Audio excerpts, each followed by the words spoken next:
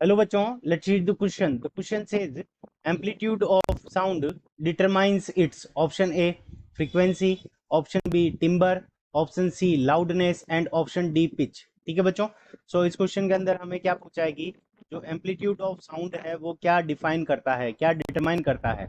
सो इस क्वेश्चन को करने के लिए हम क्या करेंगे, की कंसेप्ट अप्लाई करेंगे। सो की कंसेप्ट, अब की कंसेप्ट के अंदर हम सबसे पहले बात करेंगे एम्पलीट्यूड की। सो amplitude,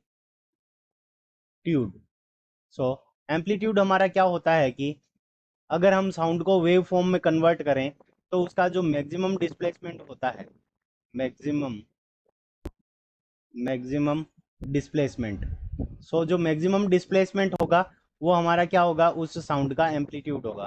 so maximum displacement, so maximum displacement जो होता है वो हमारा क्या होता है, एम्पलीट्यूड होता है।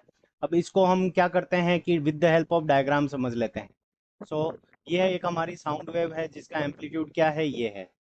सो यहाँ पे जो मैक्सिमम डिस्प्लेसमेंट हुआ है यहाँ से यहाँ तक, तो ये हमारा क्या है, एम्पलीट्यूड है। और एम्पलीट्यूड को हम किससे लिखेंगे, ए से लिखेंगे। तो ये मैक्सिमम डिस्प्लेसमेंट ही एम्पलीट्यूड कहलाता है।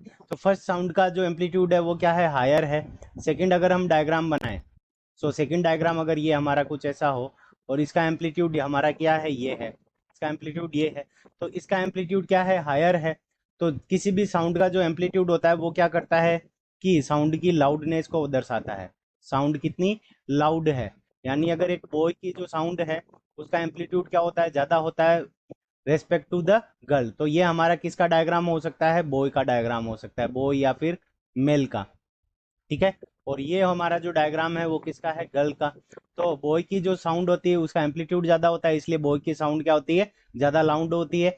जबकि गर्ल्स की जो साउंड होती है वो क्या होती है, कम लाउड होती है। सो फ्रीक्वेंसी नहीं दर्शाता, सो ऑप्शन ए इनकरेक्ट हो गया।